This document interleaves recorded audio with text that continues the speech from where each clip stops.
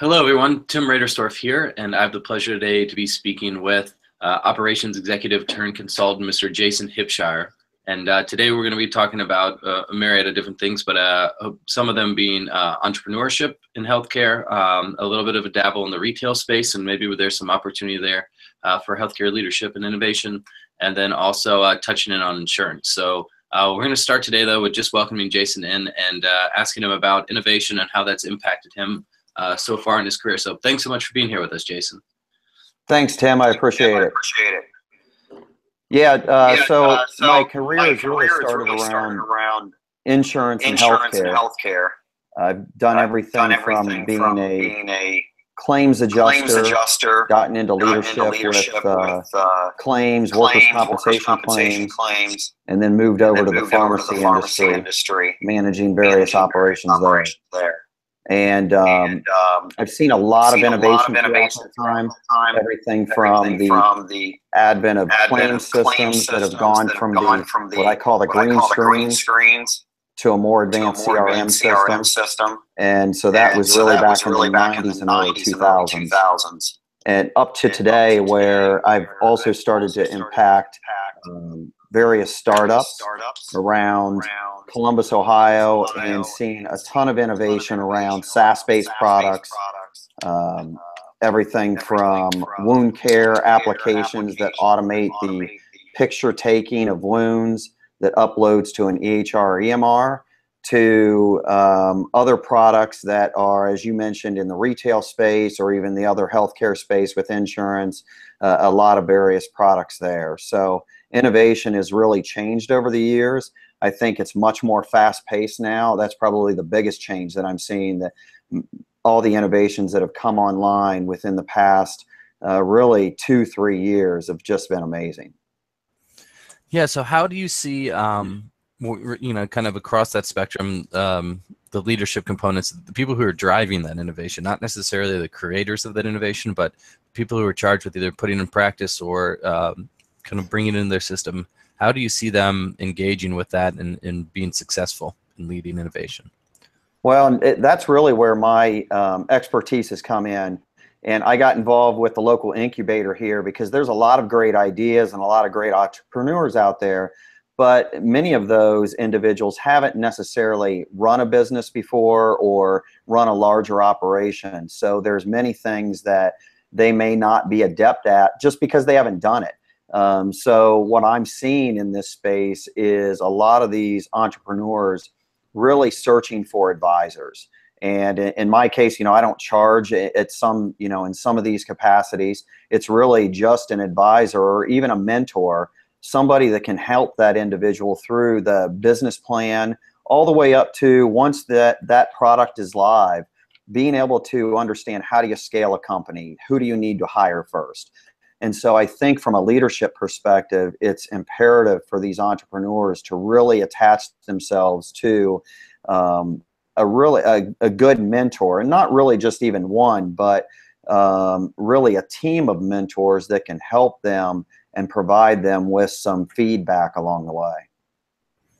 Yeah, I think that's a really interesting approach. I was reading one of our other podcasters that we'll have later on throughout this, Jay Klaus, one of the local entrepreneurs, and he was talking today about biographies in his daily newsletter, and talking about how people who end up doing great things usually end up surrounding themselves with the best, and you can kind of make that note for leadership across the board of surrounding yourself with either a great mentor and a great team or great leaders will only further advance your abilities as a team to lead innovation, whether that be as a startup or within health systems.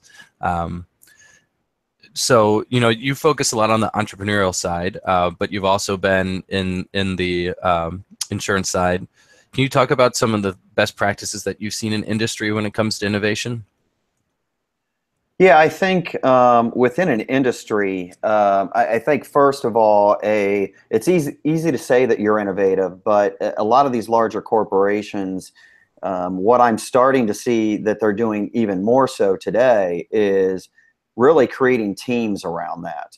even new departments, if you will, around innovation, and trying to separate that out, because it's not something that is easily understood or can be put into practice within every department. It's a little hard to get individuals to change their thought process around innovation and how you go about it. And so I'm starting to see some of these large organizations create their own department for it. And that department can then engage with departments across the company to get involved and really step back and look at their processes, their systems, and start to kind of pick those apart one by one in partnership with each other. Excellent. Well, this has been our introductory conversation with Jason Hipsher, local operations executive turned consultant, and looking forward to having more conversations with you here today, Jason. Thanks so much. Great. Thanks, Tim.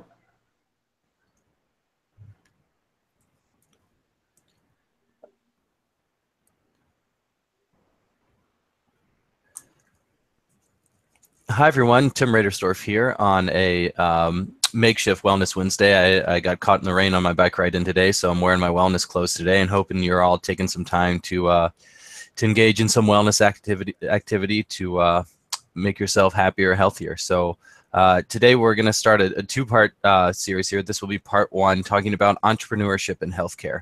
And very excited to be having this discussion with local operations executive turned consultant, Mr. Jason Hipsher, who works with our local business incubator as a mentor and has some great insights. So Jason, we're excited to talk to you today about entrepreneurship in healthcare. Thanks, Tim. I'm looking forward to it. Yeah, so you know, we talk a lot about evidence-based practice in this program and throughout healthcare. And some things that I think a lot of people may be surprised to hear are that there kind of is an evidence-based practice pathway for entrepreneurship. And it's not necessarily just having your idea and going to a manufacturer and having a bunch of that built and then selling it. There's a lot of steps along the way. So can you talk about maybe maybe give us an overview of all the steps really quickly that we've discussed, and then Sure. let's hit on the first maybe 2 or 3 in this part, and then we'll do a part 2 hitting on the next couple parts. Yeah, that would be great. Yeah, so I help out our local incubator here in Columbus, Ohio, and they have a great pathway, and most incubators do, and they're all very similar. It's not rocket science. First, you have to start with defining what's your problem and solution. Really, you have to think about it as your elevator speech. You know, how can you clearly and pretty quickly articulate what problem you're trying to solve and how you are going to go about solving it. So whether that is a SaaS-based product, Really quickly, we may have some Sure. people who aren't up to speed on SaaS. So Yeah. help us out with SaaS. Yeah, so SaaS stands for software as a service.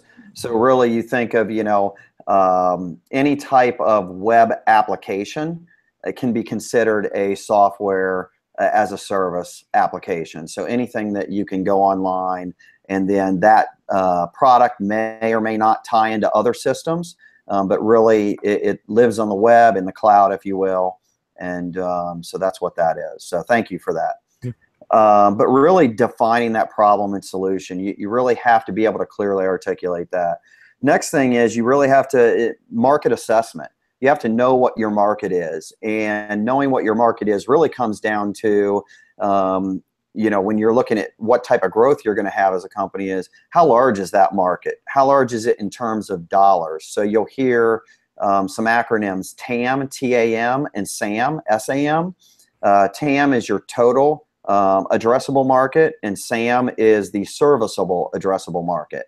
So you may have a market for, let's say you have a product that it lives within a market like a wound care product. The wound care market could be $3 billion, but your particular, and that would be the total addressable market. Your particular product may only service a part of the wound care market, and maybe that's only 500 million in that market. So that would be your serviceable addressable market. Those are important because as you start speaking with investors or others, they're going to want to know how big is this market that you're going into. And then within that, what percentage do you feel like you can capture? You're not going to, if it's a $500 million market, you're not going to capture the whole thing. There's always competitors out there. So what's realistic?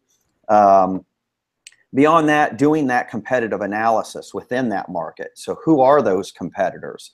What features do they have today? And how do those features line up with yours? Typically, you're going to have some of the same features, but then you need to get into really market differentiation. What differentiates your product from theirs? What makes you unique? And sometimes it may just be that you offer better customer service. You think of a company like Zappos. They don't really necessarily do something different than others, but they offer some of the best service that's around. That would be one example. Beyond that, then you start to use that information to define a user story. That way you can get some feedback from others. So user is really leads into who's going to be your buyer, that ideal customer, and what does their user story look like? What's that pathway look like? And then beyond that, at the end of the day, can you validate the market? You need to take your product, whether it's a wireframe that's just a mock-up of your product, or if you have an actual product that's a piece of hardware, or even if it's just the idea, going out into the market and surveying individuals and attempting to identify whether your market is going to provide a need and address a gap potentially, and getting that user feedback or just those surveys to say, yeah, this is a need, will go a long way towards validating something before you actually build it. So many entrepreneurs jump into, I have a great idea, I'm going to go build it, only to find out at the end of the day that while they may have a great product, it's not necessarily going to push somebody over the edge to buy it. Maybe there's a feature or two that if that product had, they'd buy it, but the way you build it isn't something that addresses their need. Right. So that's a really great overview, and that last component, that market validation, it follows a series of evidence-based pathways, but that market validation is really that key essential component.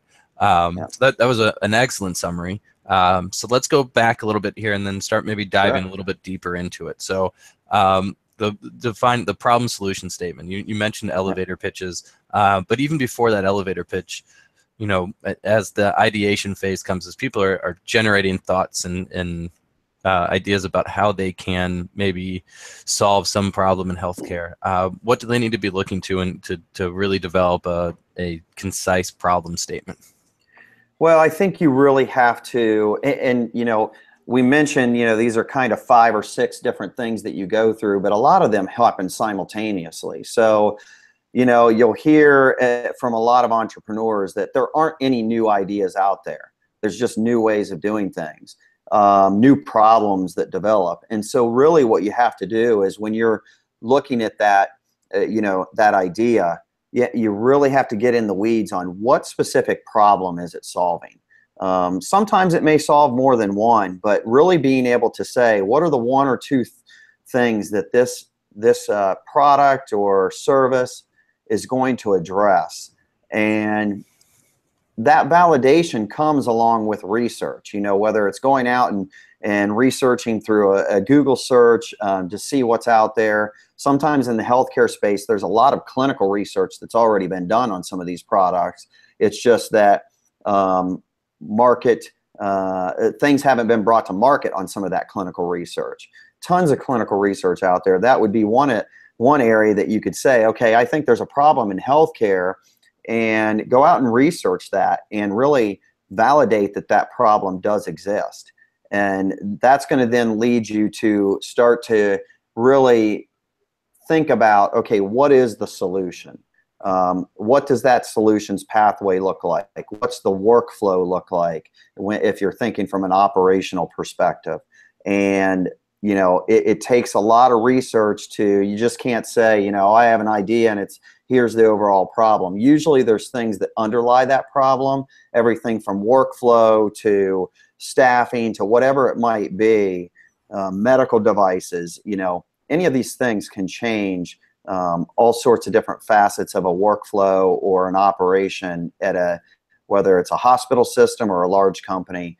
And so you start to really dive into the weeds on those things. Yeah, and let's talk about how dynamic that process is for an entrepreneur. So one of my favorite sayings is fall in love with the problem, not the solution. At the beginning going to be your problem statement at the end, or and when we say problem statement, I guess problem solution statement here. How does that evolve over time?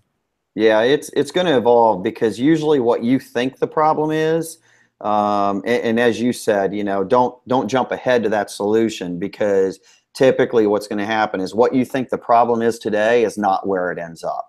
So I've been helping out on this wound care product, and essentially there is a app that has been developed to help nurses and physicians to automate the whole process of taking a picture of a wound and then uploading the information to an EHR. And initially we thought the problem was really just the measurement of that wound, and that is part of the problem. It's very manual today. They use a ruler, but that's not the only thing. Really, the problem is how that data at the end of the day helps them to take better care of that patient. How does the data that they're capturing ensure that they're treating that patient in the best and most proper way?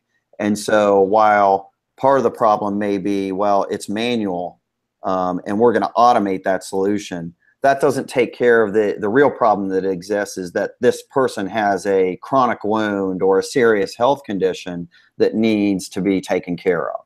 And so, yeah, that problem will evolve over time into really a full solution, because typically you're going to need to take that one piece and integrate that into a workflow that is addressing much more. Thank you, Jason. Tim Raderstorff today, talking with local entrepreneur, consultant, and former operations executive Jason Hipsher, and really diving in here to the evidence-based practice of entrepreneurship. So this is part one of what may end up being a two-part or three-part series. So make sure you continue to check in on us as we continue our discussion on entrepreneurship. Thanks so much, Jason. Thanks, Tim. Hey, Tim. Yep. You got my last name in the intro. You said Hipshire. It's Hipsher. You got it right afterwards, I think, in the last thing. So I just wanted to point that out. I'm sorry about that, Jason. That's all right. Let's see if I can edit that down. Yeah, no big deal. I know that. Well, I have a cold right now, so things aren't coming out as clearly as I'd like them to. Thank you for that. How do you think it's going so far? Great. You good? Okay. Yeah. Great. So we'll hit in here now to market assessment. Yeah. And then we'll see if we can get these 3 done in 12 minutes, and if we can't, then we'll do a final part to it. Okay.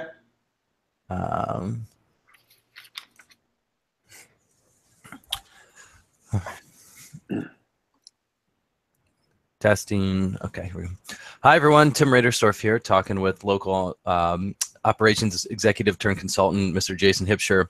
And we're on part 2 now of our entrepreneurship discussion, really looking at the evidence-based pathways behind entrepreneurship. So in part 1, we kind of did an overview of all and then talked about our problem statement. And now we're going to jump into the market assessment. So in part 1, Jason talked about TAM and SAM. But let's dive a little bit deeper into that and maybe come up with some examples here of what that means as we look to maybe bring a product to market or a service to market. Morning, Tim. Yeah, so we initially talked about the market assessment, and TAM and SAM, and again, what those acronyms mean. TAM is the total addressable market, and SAM is the serviceable addressable market. And that's really where an entrepreneur will eventually lead themselves to what is that serviceable addressable market. So one example I gave, there's a local startup I'm helping in the wound care space. And the wound care market is a multi-billion-dollar market. And that can address everything from wound care devices all the way down to gauze that you use to cover a wound, you name it. The product that I'm helping this entrepreneur with is an actual app that's on an iPhone or an Android device that will help a clinician to automate the process of taking a picture of the wound, measuring that wound, and eventually uploading that data to an EHR to help them better manage the patient care and treatment of that wound. In that example, as I mentioned, the wound care market, because there's so many aspects to it, is a multi-billion-dollar market. But from the standpoint of this app that we're developing, we're really focused on the whole process around what it takes a clinician to document the treatment of that wound. And that market is about a $1.7 billion market. And so what that means is everything from manually documenting that wound, manually measuring it today with an actual ruler, to having to manually type that information into a healthcare system, an EHR, you name it. All of that is approximately a $1.7 billion market. In that example, that's your serviceable, addressable market from an entrepreneur standpoint. From there, you have to determine, when you're looking at your financial model, what percentage of that market do you think you can capture? As you start to, we talked briefly about, really looking at yourself versus competitors. What makes you different? What makes you unique? If there are competitors out there in the market and they already have a certain percentage of that market, how much do you feel like you can capture? How much do you feel like you can take away from them? Or if it's an early stage market and there's not a lot of competitors, you're still going to need to determine at the end of the day what percentage. As you start looking into revenue, how much money you can generate, if you need to go out and raise capital, whether it's from angel investors or venture capital, you're going to need to understand and really be able to identify what that market looks like and how much you think you can realistically capture. And is this called, so when I've heard this before, it's been explained to me as TAM, SAM, SUM. So is that that percentage that you think you can get, is that the serviceable, obtainable market? Is that correct? Yep. So the SUM. Good point. Yeah. Yep. The obtainable market. So the addressable market's that, in our example, 1.7 billion. But exactly, okay, what do you think you can obtain from that market? Is it 10%? Is it 1%? Either of those figures in this example are still pretty big and can lead to a lot. So that's exactly right. Excellent. Excellent. So anything else there on maybe market analysis? You talked about competitive assessment and really finding those features that maybe can enhance your product. Do you want to go a little bit more into how you determine or validate your features? Yeah, I think that's a great point. So, what makes up this market today may not be what it is. With innovation, markets change. So I think the first thing you need to do is, there's always competitors. I always hesitate. Sometimes entrepreneurs will say, yeah, I've got an idea and there's no competitors. You really need to, do that research and dive into it, because there's indirect competitors out there that many times become, after you do the research, that you find out that they're direct. So you really have to identify, after you've done your problem and, somewhat of a solution statement, you have to understand and be able to clearly identify what are your features. And then you start stacking those up against the competitors. Many times you're going to have some of those same features, but hopefully you're going to be able to show something that makes you unique. And that could be, sometimes it's not a tangible thing. It could be your customer service. What makes you unique is that, okay, you provide a similar service, or a similar product, but you just are able to service that product much better than the competitors. In some cases, the wound care product, for instance, that I'm working on with an entrepreneur, we're looking at our analytics. We feel like the analytics behind our product is much more advanced, that it's going to allow us to be able to do some predictive analysis. That would be an example. So there's competitors out there that they can take pictures of a wound, they can automate the measurement, upload that data, but the analytics behind it isn't as good as what we feel like we can provide. And so that's an example of where you really start to identify what's the market, what's out in the market. And also you need to get in front of it and try and do some research around what's coming down the path for the industry as a whole, because if that industry is changing, as a lot of things are changing very quickly, your product that you feel like you have today could become obsolete if you're not ahead of the game. Right. Great point there. So you can't just be looking towards the way that you think you're going to disrupt or change practice. You have to be keeping up with the market and as a whole. So that brings us to a great component of this that you talked about earlier, which is the user story. So talk to us about what the user story is and how that helps entrepreneurs further validate their market and have a more successful launch. Yeah, well, and the user story goes hand in hand with really getting out there and talking to individuals. So, we'll stick with the example we've been using in the wound care space. Part of what we've had to do is get out there and speak with nurses and clinicians to really understand what is their workflow today. So if their workflow today is manual, what are all the steps they have to use? How many people do they have to employ? What are the systems? Many times you're dealing with more than one system that they have to utilize. And if you insert your new technology, let's say, into that environment, how does that change things? And that's really where your user story comes in, is understanding their workflow today versus what it's going to become. And that is where you're developing that user story and how it changes their environment. And typically, it should be changing it for the better. But even though you're changing it for the better, it could have a ripple effect on other things. So I mentioned, today, if they're hiring for certain positions, you may be introducing something that changes that individual's role and how they do their job today. And it could free them up to do other things. And so that's where your ripple effect comes in, hopefully in a positive way for that organization. Right. And we're using user here in the sense of the people who end up engaging with the technology. But can you talk about how your user may not always be your customer or your payer, and how there's the distinction between those individuals? Yeah. So, you really look at like a user, buyer, and supplier. And sometimes those individuals can be the same individuals. In other cases, you may have a buyer that is utilizing that, or is buying the product but not using it themselves. So, for instance, we've been having a lot of discussions with electronic healthcare vendors who are interested in buying our product and then reselling it or allowing it as a feature for those that use their electronic health record system. And so in that case, we're not necessarily going and speaking directly to that clinician or selling directly to that clinician. We're doing it really through a channel partner, if you will. And so that would be just one example of how you may not always be dealing with that end user. And there's a user story there. So electronic health record, if it becomes a feature of their system, it changes their story and what they're providing to that end user too.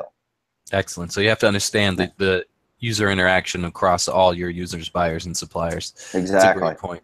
So then let's jump in here to the final step, which is the market validation. So what are the key components? Who are the key players when we talk about market validation? Yeah, I think, it really goes back to what we were just touching on, is that user, buyer, and supplier. And market validation, it's not enough to just go out to Google and start doing some research.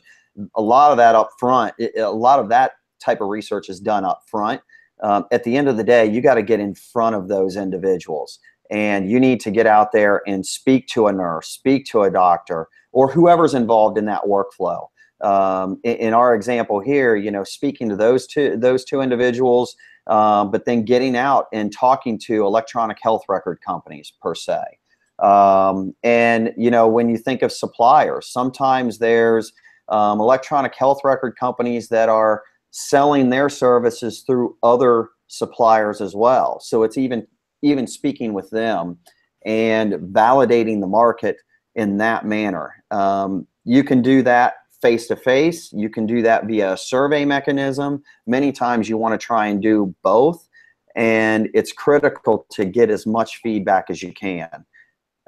Because even in you think of a healthcare space or a hospital system, how they do something may not be the same way as how the next hospital system does something. In the wound care space, there's a number of hospital systems that outsource their wound care center to third-party management companies. Mm-hmm. And that third-party management company comes in and runs that space. So the physician or the clinician may be an employee of the hospital, but they're not necessarily running that wound care clinic. And so there's just yet another group or practice that you need to ensure that you're interviewing and understanding how your solution is going to fit into their space. Right, right. So thanks so much there, talking with operations executive and turn consultant Jason Hipsher about the evidence-based pathways of entrepreneurship. So we hit on defining your problem and solution, doing your market assessment, developing your user story, and then circling back on to that final key step, which is validating your market. And maybe one of the key components there of the market validation is not just customer surveys and speaking with your customer, but that true validation comes when you start getting paying customers. So thanks so much for your time on this, Jason. We look forward to continuing our conversations with you. Thanks, Tim. Appreciate it. Okay. So you want to hop into retail now?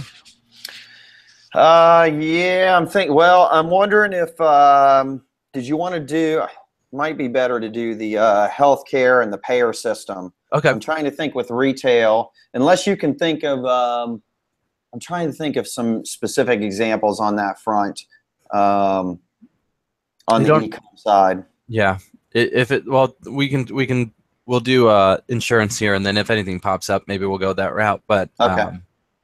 You know, not every example has to be healthcare focused. You know, part of this class actually, or this program, is that we have weeks where we tell them to get away from healthcare. Yep. And they have to go out and look to industry and pull in components, and then summarize that in industry, and then how they could apply that to healthcare. Got it. Okay. So don't feel like it has to be healthcare focused, but we can hop in here for the insurance models here. Sure. Okay. All right. So, hi everyone, Tim Raderstorff here on an impromptu Wellness Wednesday. I hope you're all taking some time to get out and do something that advances your health and wellness today. Mine was riding my bike in today, getting caught in the rain, and now I'm in my workout gear for the rest of the day because I'm soaked through my waterproof equipment was not as waterproof as I had thought it was. So excited though to be able to be talking today with Mr. Jason Hipsher, who is an operations executive turned consultant and has a lot of experience in the healthcare world from the insurance side.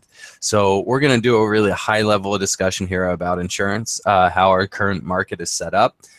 Maybe some of the trends that our market is moving towards. You know, throughout this program, you're going to hear about the volume to value shift. So I'm sure we'll hit on that a little bit today. But really want to talk about what insurance looks like, and maybe a little bit about, you know, not necessarily the underbelly of healthcare, but how the finances drive healthcare and the decisions that we make today. So, Jason, thanks so much. We look forward to hearing about your expertise here, and maybe you can just give us an overview of the current status of how money gets exchanged within healthcare through our insurance programs, and what existing infrastructure there is. Yeah, thank you, Tim. I appreciate it. Yeah, so the United States healthcare system is really a multi-payer system. You know, you think of everything from Medicare, Medicaid, to private insurance, where you've got large payers like your Anthems and Aetnas and the Blue Cross Blue Shields, many different parties involved. And it really is what they like to refer to as a risk avoidance system for your payers such as the Blue Cross, Blue Shield, Anthems, really in the group direct insurance space. And risk avoidance, because those individual companies are using underwriters to underwrite these policies and really evaluate what the risk is and put processes and policies in place to attempt to avoid that risk. So when you think of yourself having insurance and your doctor prescribes, whether it's a medication or a surgery, many times you have to get a prior authorization for that, or the insurance company has to approve it. That's where we get into this risk avoidance. And so from a financial perspective, underwriters are trying to create these policies for insurance companies to take on the least amount of risk. So, you know, if you're working for an employer, you're paying premiums to that employer because they've purchased these policies from larger insurance companies. Those premiums go towards absorbing some of that risk. And in today's healthcare environment, many times beyond the premiums, we have now high deductible plans and co-insurance where you and I have to first kick in some money to pay for the treatment that we're pursuing before that insurance company will kick in. So that's just a part of it. On the Medicare, Medicaid side, different system. They take on more of the risk in that. It's a little less risk avoidance because you don't have some of the same programs like your high deductible programs. Many times we're already paying into some of these because of Social Security and whatnot. So it's a different dynamic there. And as you can see out in the marketplace and the political system, there's a lot out there as it relates to how we go about continuing to fund Medicare and Medicaid, because it's not set up as a risk avoidance, and there's a lot of money at stake that that is covered there. Right. So that's some great examples there of the user side there. So what that looks like for us as consumers of health insurance. Can you talk a little bit about how that impacts health systems and maybe the exchange of money on the back end of, you know, do certain hospitals like private insurance over federal insurance? Where do the benefits come in from organizations to work with certain individuals with certain health care? Yeah, I think you know, the one challenge is that you're seeing a lot of the payers get out of certain markets, and so, you know, from a financial perspective, you know, larger hospital systems typically will be okay with covering a lot of the Medicare, Medicaid beneficiaries because of the payment system. Now, it depends because, and we'll get into this, the whole fee-for-service versus value-based and outcome-based is changing things there. But in the past, and really even now with fee-for-service, you know, hospital system, physician, whoever that might be, performs a service and then they get paid for it. Now, Medicare, Medicaid does change their rates year after year, and sometimes they're cutting back, and the system we're moving towards is different. But in the past, a provider knew that if they provided something, they'd get paid for it. On the insurance side, it can be at times more difficult for physicians. They're going to get paid, but there's so many different fee schedules that one payer has versus the next. That provider is going to get paid, but what they get paid may look much different. It's not as consistent. So if I'm a patient that has Anthem insurance, for instance, versus yourself, let's say you have Aetna, we go see the same physician. What that physician gets paid may not be the same thing from one to the other. And that's where a challenge comes in. So typically most healthcare systems are going to accept both, but from a Medicare, Medicaid standpoint, it's much easier for them from a financial perspective to know up front what that payment's going to look like and be able to budget for some of those things. Excellent. So we hit on this here already, but let's go to that volume to value shift here. And you talked about fee for service. So how do you see that impacting healthcare over the next 5, 10, 15 years? Well, I think it's going to be, it's a huge shift, and we're already starting to see it. You know, on the Medicare side, they've already the last couple of years been testing out these bundled payments. So when we look at, you know, fee for service versus outcome or value based, for one thing, you know, physicians in the past didn't necessarily have to, you know, worry about how many times they saw a patient until they were, let's say cured, or if they had an issue, how long it took them to heal. A lot of those things are changing now. Both group health as well as Medicare, Medicaid are looking at the value of that care, the outcomes, and they want to see that somebody is healed and doesn't get readmitted, for instance, back into the hospital setting. So, Medicare is coming out with, whether it's penalties or even, it's not always penalties. It's actually encouraging, the better care, you can increase your rates. So your rates may be everything from, let's say, a negative 9% off of what they would typically pay to a positive 9%. And so those physicians and healthcare systems that can show that they're reducing readmissions, reducing visits, and keeping people healthy after they've treated them are getting higher reimbursement versus a penalty. I think we're going to continue to see more of that. On the bundled payment front, an example of that could be, so today if you have a knee replacement surgery, there's all of these different clinicians that are getting paid individually. So, the hospital system, the anesthesiologist, the physical therapist, maybe you have to go into a home health care clinic for a few weeks.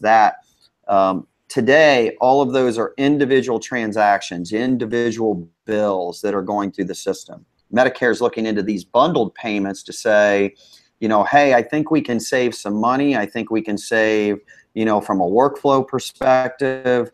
And really, it's not just necessarily about saving money, but it's getting all of those providers to communicate with one another. And, the thought is better communication, better coordination, better care coordination is going to help reduce readmissions, reduce future issues. And along with that coordination comes the bundled payments, and really paying one fee for that and then dispersing the money out to those different clinicians and providers. Excellent. So, volume to value, bundle payments, obviously lots of changes right now. By the time some of our students may view this, healthcare may look very different. So Sure. What do you see as being some of the key drivers to the changes in our insurance policies here, and as people look to either run startups or health organizations or any type of healthcare business that requires insurance payments, what are the key things they need to be considering as they look to either generate or grow revenue within the organization? Well, I think, from an entrepreneur perspective, the bundled payments is, I think the jury's still out on that. Medicare is running a number of different pilots.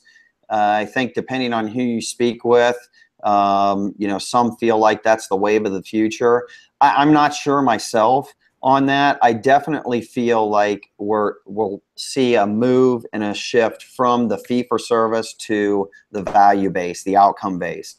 And I think from an entrepreneur perspective, when you think of that shift from a financial perspective, that is also a large shift in how we pay providers and the data behind how we pay providers. So today, if I'm seen for an office visit, the date on that is very simple. I was seen, what date was I seen on and what was the diagnosis I was seen for, and that, it really feeds into how much a physician is paid. From a value-based and outcome-based, there's much more data that is needed to really prove out that the outcome was successful. You can't say if I'm treated today, you're not going to know the outcome today. That outcome may take 2 weeks. If it's a surgery, it could take 2 months.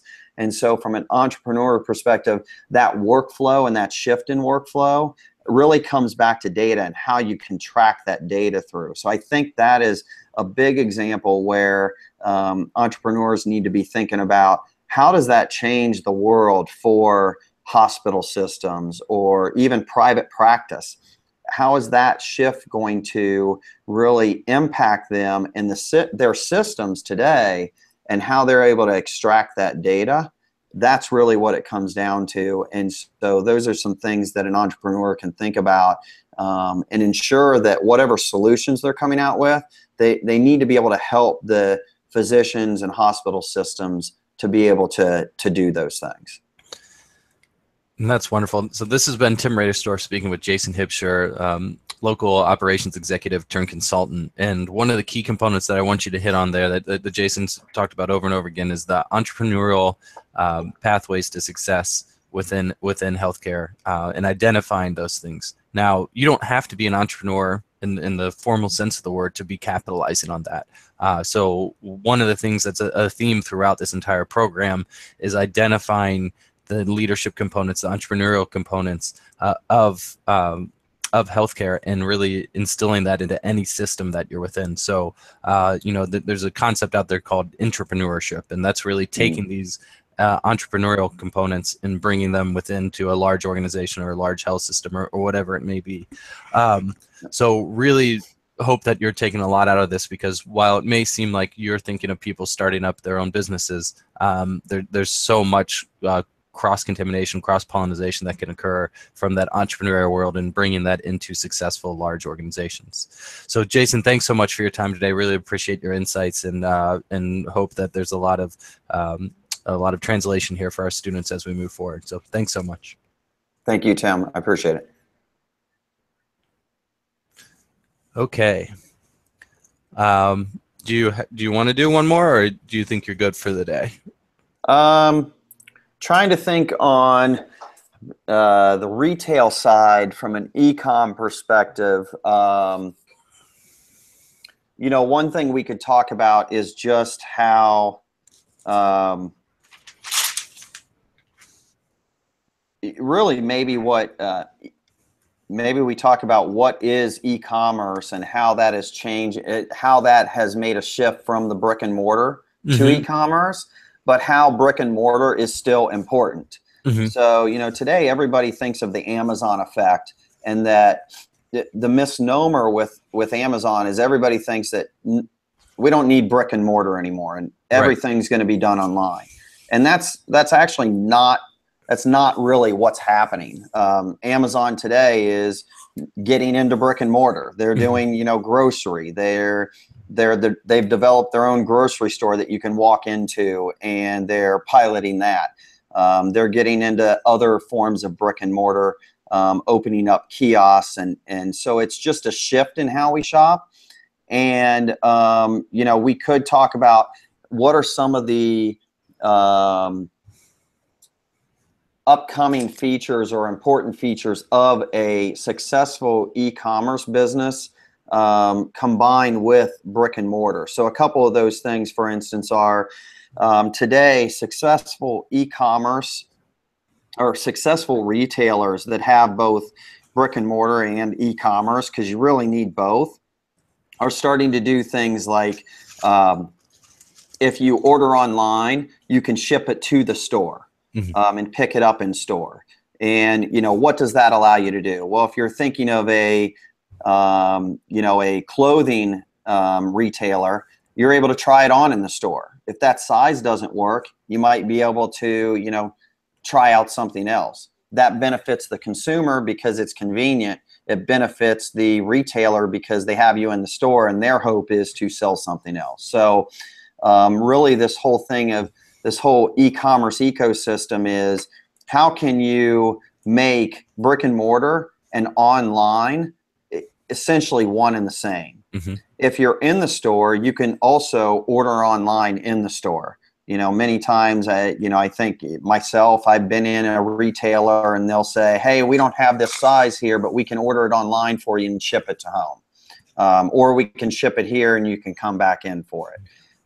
So, we could, if you want, talk about, that ecosystem and how some things are changing around that.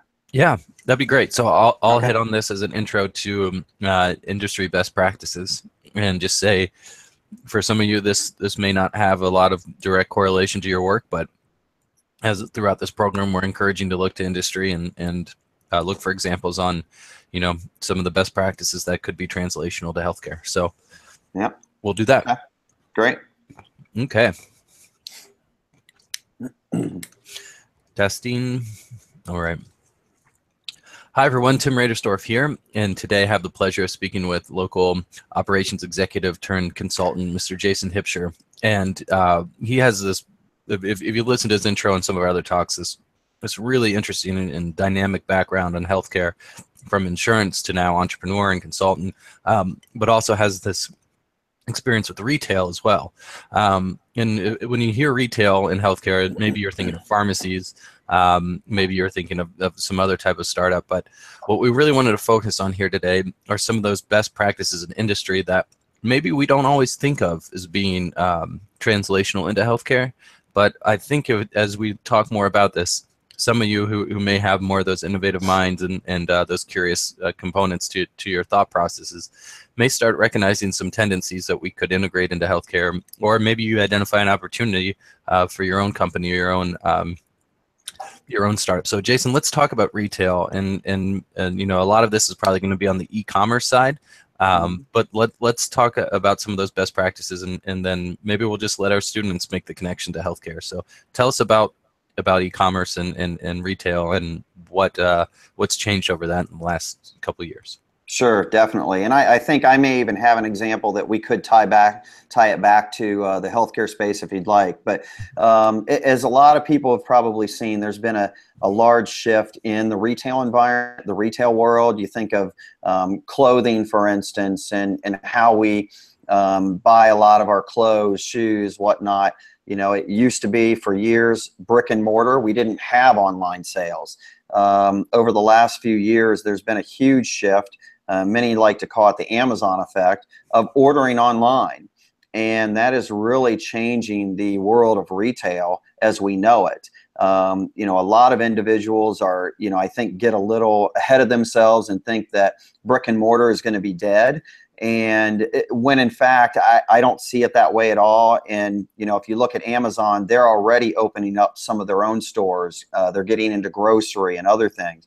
I think the brick and mortar is just going to be different than we see it today. We may not have as many stores. We may not go to them in the same place as we do, like a mall, but it's still going to be there. Some of the best practices that we're starting to see from an e-commerce perspective actually include brick and mortar. So a couple of those would be, for instance, we'll stick with, you know, clothing retailers.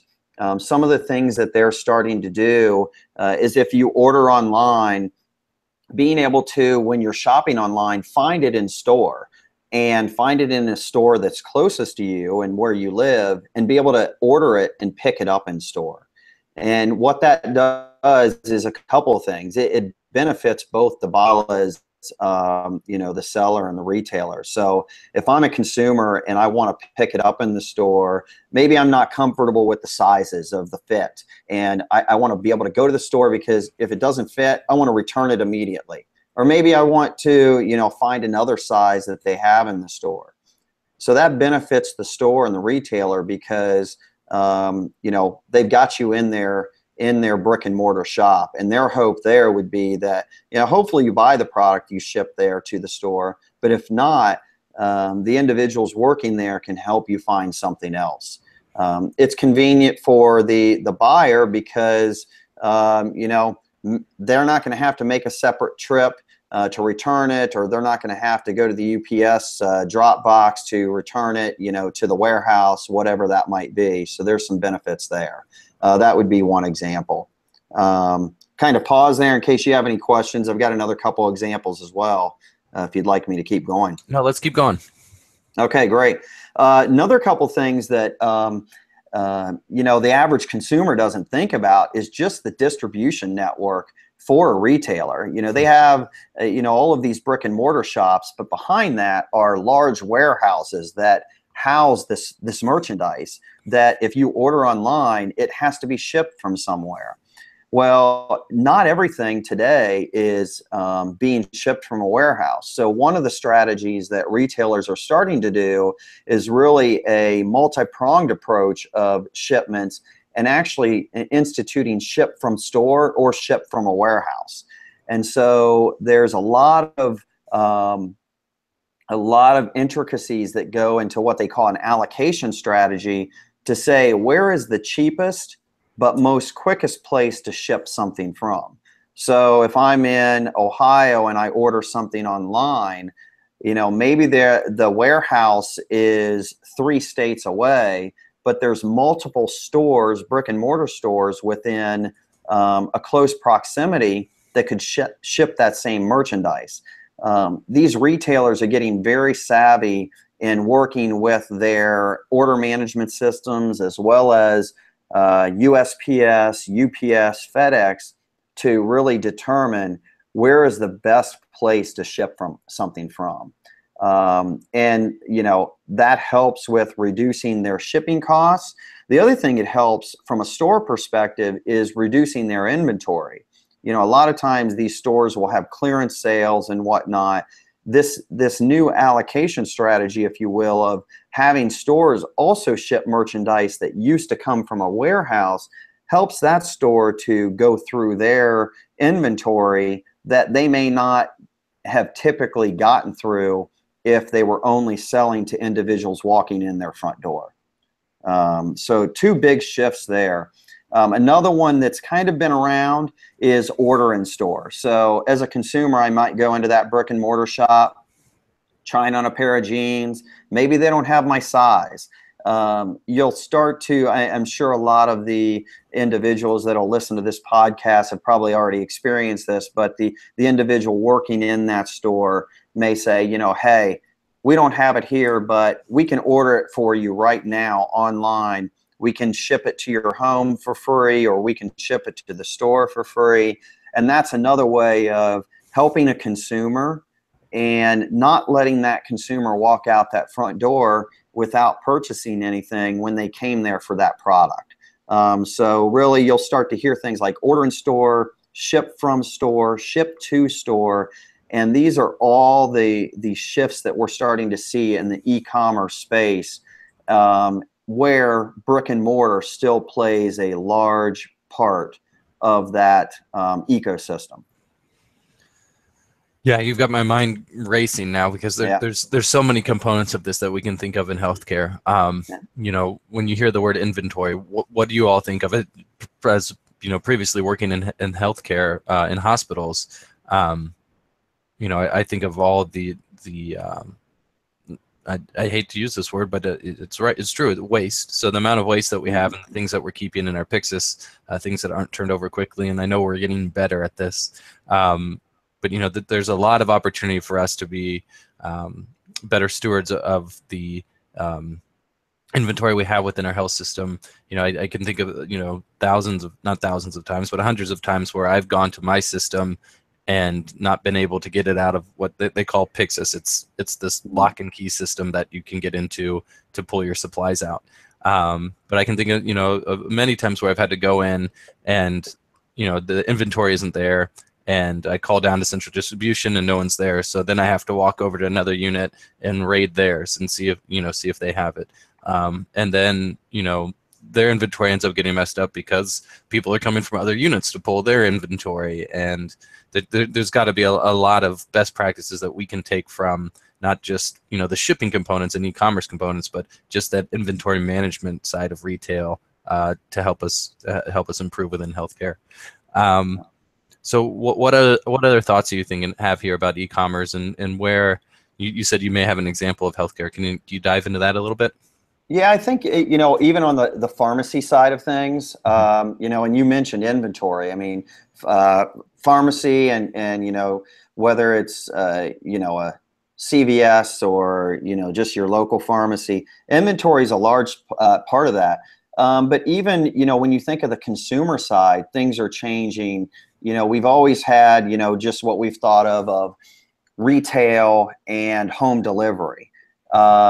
But typically when you think home delivery, again, these are these big warehouses that have all of the drugs there, and they're just, shipping them out, as they get the information as it relates to who they need to send it to. The pharmacies, the individual pharmacies and the pharmacists themselves are really starting to take a much bigger role in the healthcare space. almost roles very similar to physicians. When you think of everything where, today you can go to a pharmacy and sometimes get your shots for a flu shot. But even beyond that, in the mental health and behavioral health, pharmacists are starting to take a much larger role in providing feedback.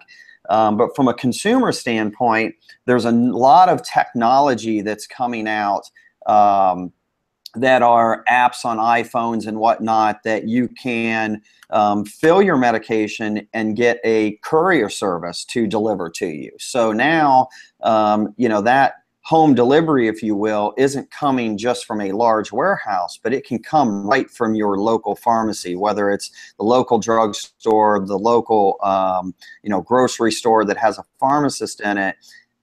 There's already some technology I've seen at our local incubator where we're starting to automate the process of courier delivery, as well as, things like medication reminders that go along with that. So definitely some, technology and some shifts in the e-commerce space from a retail perspective that you can definitely tie back to things like your pharmacy retail space as well.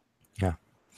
So we hope that that's an overarching lesson for you all throughout this program, is that while there are many things in industry that are done at maybe a higher level from quality delivery standpoint, cost reduction standpoint, and they don't necessarily apply, directly to healthcare. When you really dive into the core components of it, you're going to see that there's a lot of correlation and a lot of opportunity for us in healthcare, which is an industry that typically lags 10 to 15 years behind our other industry. That we can cherry pick these best practices and integrate them into healthcare pretty quickly to see some fantastic results. So, Jason, thanks so much for your input on retail there, and hope you all found that to be as interesting as I did. My pleasure. Thank you, Tim.